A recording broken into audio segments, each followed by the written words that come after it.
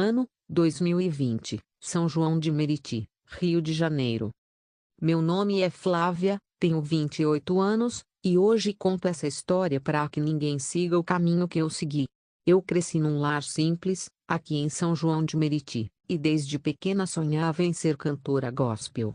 Eu via as irmãs louvando na igreja e sentia algo forte dentro de mim, uma vontade de usar minha voz para tocar corações. Mas a vida foi difícil.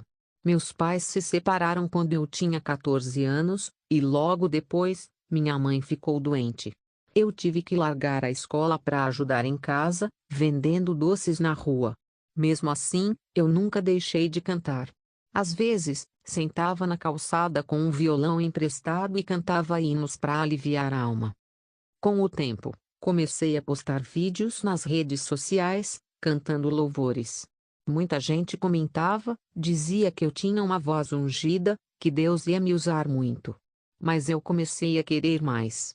Comecei a sonhar com a fama, os palcos, as luzes, as multidões me aplaudindo. O meu coração, aos poucos, deixou de buscar o altar, e passou a buscar o palco. Foi então que um homem apareceu. Ele se dizia empresário musical. Me mandou mensagem, dizendo que tinha visto meus vídeos e queria me ajudar a explodir na mídia. No começo, eu achei que era a oportunidade que Deus estava me dando.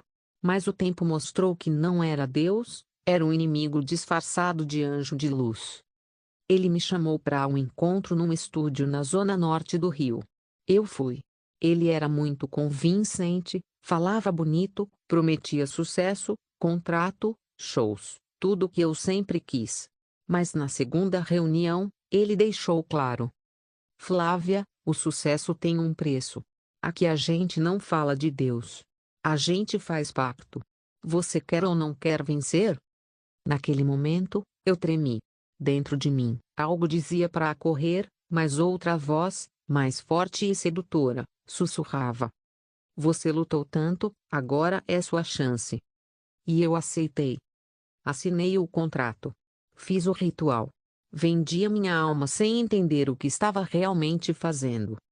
Nos primeiros meses, tudo aconteceu muito rápido, minha voz se destacou, ganhei seguidores, comecei a ser chamada para cantar, mas não em igrejas, e sim em eventos seculares.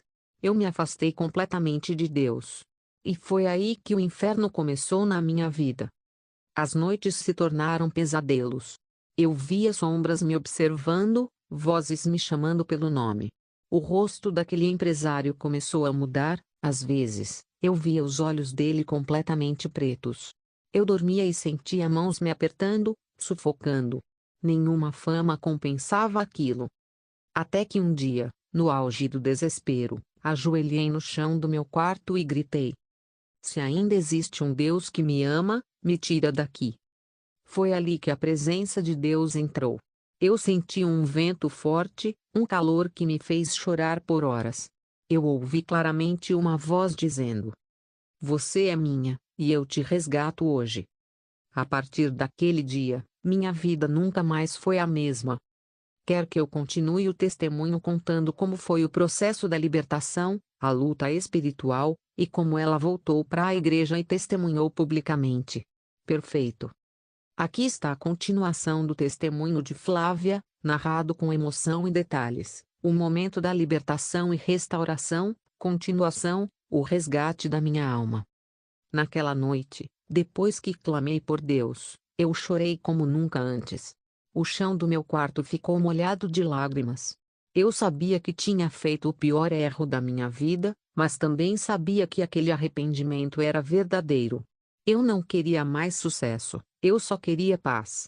E eu queria Jesus de volta. Nos dias seguintes, tudo começou a mudar. O tal empresário sumiu do nada, parou de me ligar, cancelou tudo. Mas, espiritualmente, a guerra começou. Eu sentia que o inferno tinha se revoltado por eu ter voltado para Deus. À noite, eu acordava com vozes gritando meu nome, objetos caíam sozinhos no meu quarto, e uma vez acordei com arranhões nas costas. Eu fiquei com medo de contar para a minha família, então decidi procurar uma igreja evangélica perto da minha casa.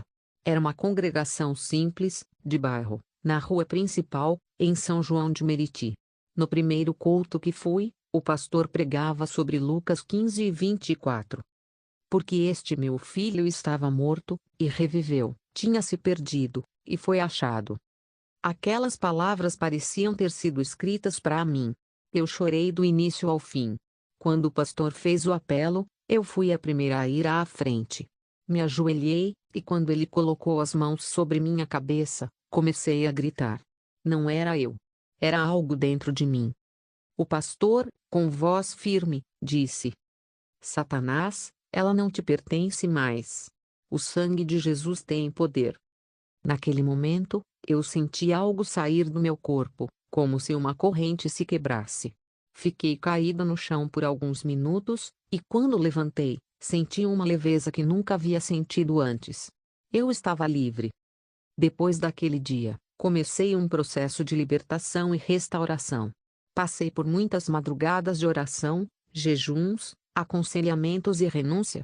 Eu joguei fora tudo que me ligava ao pacto, contratos, roupas, símbolos. Tudo foi queimado em oração. O inimigo tentou me enganar de novo, colocando pessoas para me chamar de louca, dizendo que eu tinha jogado minha chance fora. Mas eu sabia, nenhuma fama vale a perdição da alma. Hoje, eu canto de novo, mas não canto para o mundo. Canto para Jesus. A minha voz, que antes estava a serviço das trevas, agora glorifica aquele que me libertou. E quando subo no altar e olho para a igreja, lembro do que o Senhor me disse naquela noite. Você é minha, e eu te resgato hoje. Hoje posso dizer com toda a certeza, Jesus quebra pactos, restaura vidas e transforma pecadores em testemunhos vivos da sua graça. Quer que eu escreva a parte final agora, mostrando como está a vida atual da Flávia, com detalhes de sua nova caminhada na fé, ministério e testemunho nas igrejas? Perfeito. Aqui está a continuação do testemunho de Flávia, narrado com emoção e detalhes. O momento da libertação e restauração, continuação, o resgate da minha alma. Naquela noite, depois que clamei por Deus, eu chorei como nunca antes. O chão do meu quarto ficou molhado de lágrimas. Eu sabia que tinha feito o pior erro da minha vida, mas também sabia que aquele arrependimento era verdadeiro.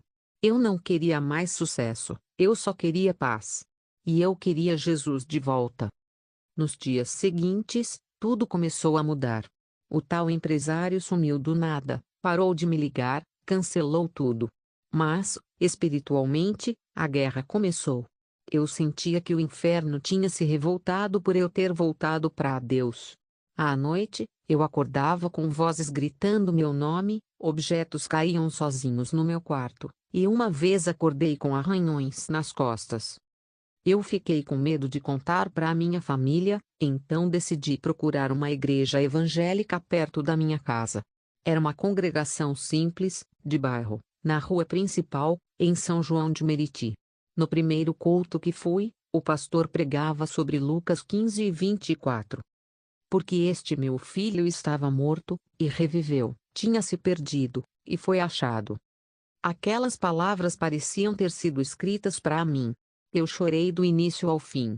Quando o pastor fez o apelo, eu fui a primeira a ir à frente. Me ajoelhei, e quando ele colocou as mãos sobre minha cabeça, comecei a gritar. Não era eu. Era algo dentro de mim. O pastor, com voz firme, disse: Satanás, ela não te pertence mais. O sangue de Jesus tem poder.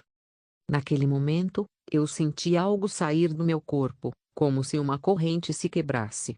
Fiquei caída no chão por alguns minutos, e quando levantei, senti uma leveza que nunca havia sentido antes.